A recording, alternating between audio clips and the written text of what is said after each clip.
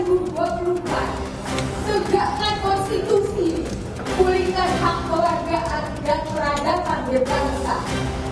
Sejumlah guru besar dari Universitas se-Jabodetabek membacakan seruan Salemba 2024 sebagai bentuk protes terhadap pemerintahan Jokowi.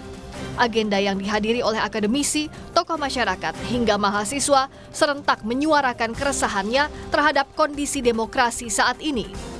Para akademisi pun mendesak DPR menyelidiki dugaan penyalahgunaan kekuasaan yang dilakukan lembaga eksekutif. Seruan Salemba juga meminta pemerintahan mendatang akuntabel, bersih, dan transparan. Kami ingin menunjukkan bahwa kampus yang selama ini dibilang baru turun gunung, kita tidak pernah pergi ke gunung, kita selalu ada bersama rakyat. Kita selalu mengamati, observasi, dan juga meneliti mengenai masalah-masalah dari masyarakat. Sehingga pada hari ini kami mengemukakan berbagai masalah yang kita hadapi pada saat ini. Kemudian tadi juga sudah mengajukan sejumlah usulan. Apa yang dilakukan pemerintah? Siapapun pemerintah itu, akan tapi kita berharap bahwa pemerintah ke depan itu adalah pemerintah yang akuntabel, yang bersih, transparan, dan mengutamakan kepentingan dan kesejahteraan rakyat. Di Sleman, Yogyakarta, para akademisi dan pakar hukum dari berbagai perguruan tinggi menggulirkan gerakan kampus menggugat di gedung Balai Rum Universitas Gadjah Mada, Yogyakarta. Gerakan kampus menggugat disuarakan untuk melawan penyalahgunaan kekuasaan yang dinilai telah melecehkan konstitusi negara demi kepentingan politik. Dalam orasinya, Wakil Rektor UGM Ari Sujito menyebut penyelewengan konstitusi yang terlembaga saat ini tidak akan dibiarkan masyarakat sipil dan kalangan kampus. Konstitusi begitu mudah diselewengkan, konstitusi mudah diakali, dan itu gak mungkin akan bisa diselesaikan dalam waktu dan dalam cara-cara yang formal. Kritik para akademisi di berbagai daerah menuntut pemerintahan saat ini dan mendatang mematuhi hukum dan kemandirian peradilan. Mereka juga menyerukan reformasi hukum yang transparan dan akuntabel, khususnya atas peraturan terkait politik dan pemilu maupun peraturan dan perundangan lain yang berdampak pada hajat hidup orang banyak. Tim Liputan, Kompas TV. Apa saja sesungguhnya menjadi tuntutan kritik akademisi terhadap demokrasi era pemerintahan Presiden Jokowi, dan apa yang diharapkan para akademisi untuk segera dilakukan pemerintah dalam menjawab kritik itu? Kami diskusikan bersama dengan Rektor Universitas Islam Indonesia, Profesor Fathul Wahid, yang juga ikut menyuarakan kritiknya di Yogyakarta. Assalamualaikum Pak Fathul, selamat sore. Waalaikumsalam warahmatullahi wabarakatuh. Terima kasih sebelumnya sudah mau berdiskusi bersama kami kali ini. Sebelum pemilu, kalangan akademisi juga mengkritik masalah demokrasi kita, dan setelah pemilu juga melakukan hal yang sama. Apa dorongannya, Pak?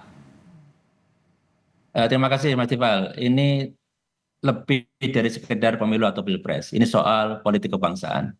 Dan kami di kampus melihat ada banyak hal yang perlu kami suarakan setelah melihat perjalanan praktek berbangsa dan bernegara dalam beberapa tahun terakhir, yang tampaknya banyak hal yang tidak sesuai dengan real yang seharusnya.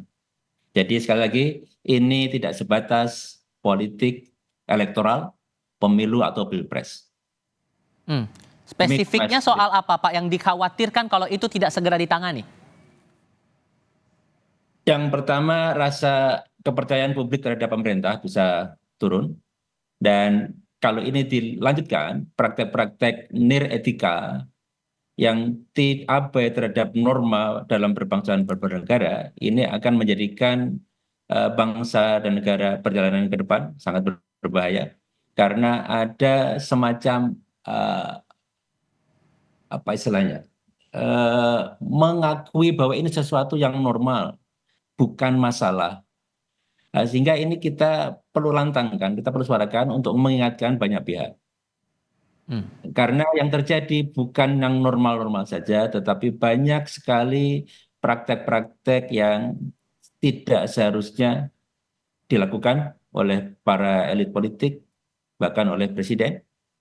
Dan tentu saja ini bukan sesuatu yang bisa diterima oleh akal sehat dan juga oleh regulasi bahkan konstitusi. Oke, ada 7 poin juga yang disuarakan begitu soal matinya demokrasi ini di mata kalangan akademisi. Jadi yang diharapkan sebetulnya dari kalangan akademisi ini, Presiden Jokowi harus melakukan apa, Pak? Tuntutan kami misalnya yang pertama menyinggung soal etika berbangsa dan bernegara. Dan kalau kita lihat, Tampaknya praktek mutakhir menunjukkan bahwa etika berbangsa dan bernegara ini diabaikan begitu saja. Banyak contohnya, mulai dari pengesahan undang-undang yang tidak mengikuti jalur yang benar, kemudian juga penyalahgunaan kekuasaan, intervensi ke peradilan, bahkan menggunakan instrumen negara, termasuk aparat dan juga sumber daya negara untuk kepentingan politik elektoral. Dan ini semuanya tentu saja dengan sangat jelas ini melanggar etika berbangsa dan bernegara. Termasuk untuk mengusut kecurangan pemilu itu ya. Kalau kita berkaca dari kondisi sekarang, ada dorongan wacana hak angket, kemudian ada pembentukan pansus juga di DPD. Menurut Anda itu sudah langkah yang sudah maju atau malah masih stagnan atau gimana?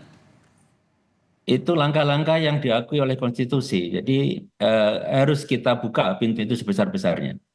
Termasuk juga langkah kami di kampus untuk menyuarakan aspirasi, berpendapat, ini juga dijamin oleh konstitusi. Jadi ketika ada pihak-pihak yang menyatakan bahwa kritik itu tidak seharusnya dilakukan, dan bahkan diminta keluar dari Indonesia, itu sebetulnya adalah melawan konstitusi.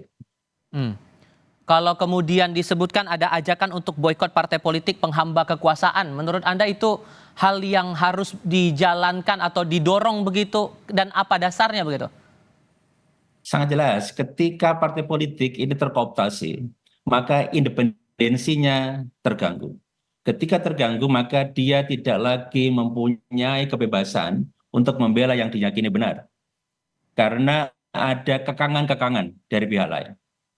Nah, sehingga partai politik yang menjadi penghamba kekuasaan, penghamba uang, ini mengabaikan tugas utamanya sebagai wakil dari kedaulatan rakyat. Oke. Sehingga sudah mengabaikan tugas utamanya. Yang terbaru juga dinamika politik sekarang, Pak, anak dan mantu presiden ini didorong untuk kemudian maju di pilkada beberapa daerah. Ini menurut Anda presiden harus berbuat apa? Karena sudah banyak kritik yang muncul bahwa ini upaya membentuk politik dinasti, tapi di sisi lain ada yang bilang bahwa itu hak demokrasi orang untuk memilih dan dipilih.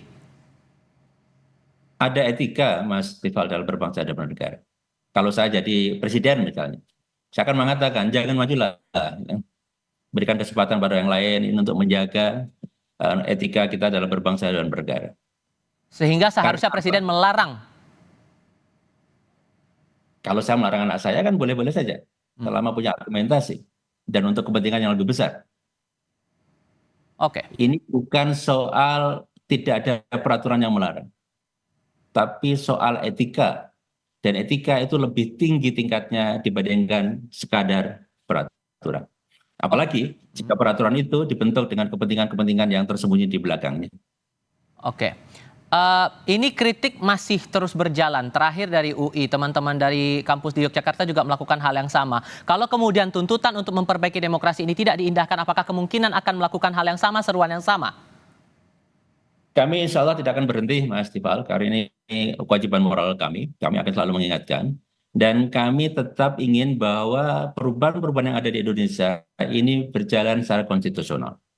Sehingga kami mengajak lembaga-lembaga negara yang punya kewenangannya masing-masing, seperti KPU, Bawaslu, DKPP, Ombudsman, menjalankan tugasnya. Kalau itu dijalankan, insya Allah fungsi kontrol akan terjadi. Dan kalau toh ada jalan yang terpleset, tidak terlalu jauh, sehingga lebih mudah untuk dikoreksi, dikembalikan pada rel yang seharusnya.